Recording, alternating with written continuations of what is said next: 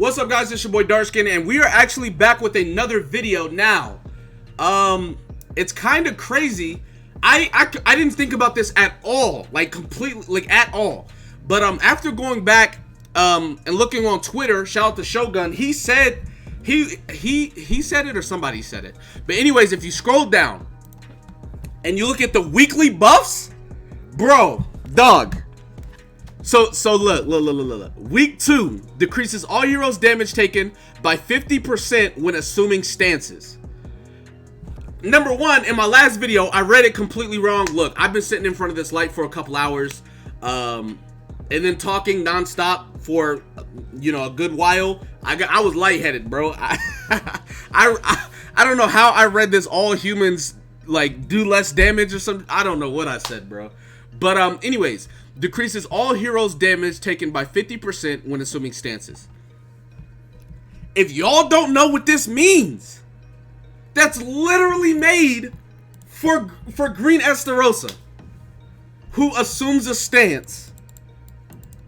Dog. So going over, right, what he does. Obviously, he applies charge, which ignores defense 200%, 300%, 500%. His second card assumes a stance, which taunts for 1 turn, inflicts damage equal to 240% via counter, so whenever he's attacked for the duration of the turn. Rank 2 taunts for 1 turn, inflicts 360% damage, and then you know, rank 3 taunts for 2 turns and inflicts 600% damage. This is not an attack card, but this has the highest percent of like a card can have, right? 240, 360, 600. This is the highest percent. I always compare it to this Meliodas right here, who also has it. This is the highest percent an attack card or a card can have. So anyways, Green ESTAROSSA performs a stance. Now, his ultimate is not in stance. It is a counter, but it doesn't count as a stance. Then his passive removes debuffs and grants debuff immunity on an ally that assumes stances for 2 turns. So it works really well. I was trying to say work and acts. It works really well with his counter. And the reason why this is because after an allies and enemies receive damage, apply a debuff that decreases attack-related stats of the attacker by 20%. So basically, if he attacks, he'll get a debuff. But if he taunts and then attacks, it won't happen because he has debuff immunity. So that's how this character works. Now, obviously, there's the second ESTAROSSA, who has 220% attack to 1 enemy, disables recovery skill for 1 turn, 220 attack, disables recovery skill for 2 turns, then 360% attack, disables recovery skill for 2 turns. Then going on to a second card, 160, 240, 400% damage, applies extinction, which gives him 20% increased damage per debuff. So there's that. For 1 turn, take a preemptive stance, which this is just his ult. Obviously, it's a counter. But yeah, preemptive stance. Before the allies receive damage, deal 300% to all enemies. Nullify all other skill cards. So basically, if an enemy tries to attack after he uses his ult, they won't attack. He'll use his ult, and then it's your turn. Now, if you ult and they don't attack, your ult is just gone. Keep in mind. And then his passive increases attack by 10% per debuff on the hero. So there you go. Obviously, same commandment. But yeah, that is ESTAROSSA. So yeah, week 2, and this is in August next month, decreases all heroes' damage by 50% when assuming stances. Gotcha. Now, moving on to week 3. Increases all heroes' damage dealt with single target attacks by 50%. The only character I can think of, which I think Shogun or whoever said it as well, is DERIERI. Because she like prides herself on single target melee damage. And if you don't know what I mean, I'm gonna go ahead and tell you about it. Inflicts damage equal to 240, 360, 600%. Like I said, this is the highest percent you can have on an attack card or on a card in the game, right? 240, 360, 600. It's the same one that ESTAROSSA has on his counter. It's the same percent Meliodas has on his attack card. Same exact thing. Anyways, so there's that. Moving on to her second ability, basic stats increased by 20% for 2 turns. Rank 2, basic stats increased by 30% for 2 turns. Gains evasion. Rank 3, basic stats increased by 50% for 3 turns and gains evasion for 1 turn. So there's that. Her ultimate, which inflicts Amplify, which is 30% increased damage per buff on self. 630% damage, which this is like one of the highest ult percents in the game, right? Super good. I'm pretty sure this is the highest percent you can have with something else on it. I know Escanor is like 945, but he doesn't have any additional thing. Like Meliodas has what, 630, right? Or 490, but his like cancels buffs and stuns. That's why it doesn't do as much. So there we go.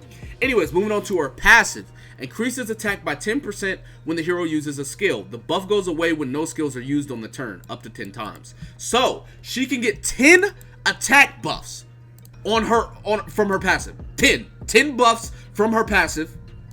She can get up to 4 buffs, because this is 3, and then that counts as 4. She can get up to 4 buffs on her second skill, so she can have a total of 14 buffs. Add Amplify. Oh my, I've seen DERIERI hit for like 8 million damage. Shout out to Nagato. Bro, it's retarded. Like, it doesn't make sense. But yeah, so this is why, and this is why I say that the increase all heroes damage dealt with single target attacks by 50%. This is what I'm talking about. Her passive decreases the damage dealt by ranged attacks of allies and enemies in PvP by 35%. If you guys don't know what the difference between a ranged attack and a melee attack is, let me go ahead and show you, like they show you in the game. So let's look at Blue Demon Meliodas. Blue Demon Meliodas, he throws his attack at people, right? If you look right here, there's a bow and arrow. That is a ranged ability. Now, let's go look at Escanor. Green Escanor, or Red Escanor. Red Escanor, this card right here, Charge and Fire, he throws like the light at people. Bow and arrow, it's a ranged ability. Now, this move, Escanor runs up to them and hits them himself. This is a melee ability. Notice how this is a sword and the other one is a bow and arrow. That is the difference between a melee attack or a ranged attack. Yeah, well, if you do ranged attacks, DERIERI is decreasing your damage by 35%. In PvP anyways. But yeah, now other DERIERI, 120% damage, depletes ult gauge by 1. 300% damage, depletes ult gauge by 1. Then 450% damage, depletes ult gauge by 3. Same card that Red Helbram has and that Green Merlin has. Her second card, 150 AoE. At rank 2, it's 150 AoE, fills ult gauge by 1. And then rank 3, 300% AoE, fills ult gauge by 2. Obviously, same ultimate. Her passive, ultimate move gauge will not be filled when enemies move skills. So you can only get ult gauge by using skills, or cards fusing. If you move it, you won't get ult gauge for it. And it's only when entering battle. So, also her same commandment. So, yeah.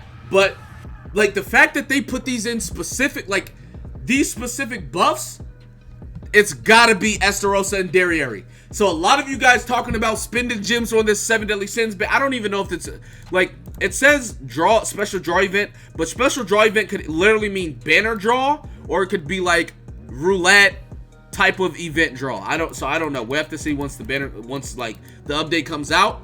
But dog, ESTAROSSA and DERIERI coming out in August.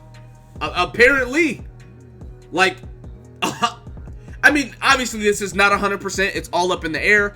But like, bro, I don't know what else it could be. I don't know what else it could be, because they could implement these buffs at any time. Number one, right? Number one, they could implement the buffs at any time. Number two, they could have implemented any buffs at all. But they are implementing these specific buffs. I don't know, man. I'm just saying, like, I don't know, man. I just can't see it being anything else. So we might get in August we might get a double ESTAROSSA banner. We also might get a double DERIERI banner in August, the next week. If those are going to be back to back, that's kind of sad though. Keep in mind, now let me preface, Green ESTAROSSA is a coin shop unit. Green ESTAROSSA is a coin shop unit. I'm telling you now. Red DERIERI is not a coin shop unit. She is a banner unit. Meaning, when her banner leaves, she will not be in the coin shop. She will never be in the coin shop. Green ESTAROSSA, when his banner leaves, he will never be on another banner unless it's a coin shop banner. He will be in the coin shop. I'm telling everybody now, because if these banners do drop back to back, your best case scenario is to skip ESTAROSSA and summon on DERIERI. So I'm letting you guys know now. Y'all have been warned. But yeah, so that's going to be it for this video. Be sure to give it a like, subscribe to the channel if you're new. Comment down below. Tell me what you guys think in the comment section below. That being said, I will see you guys next time. Peace.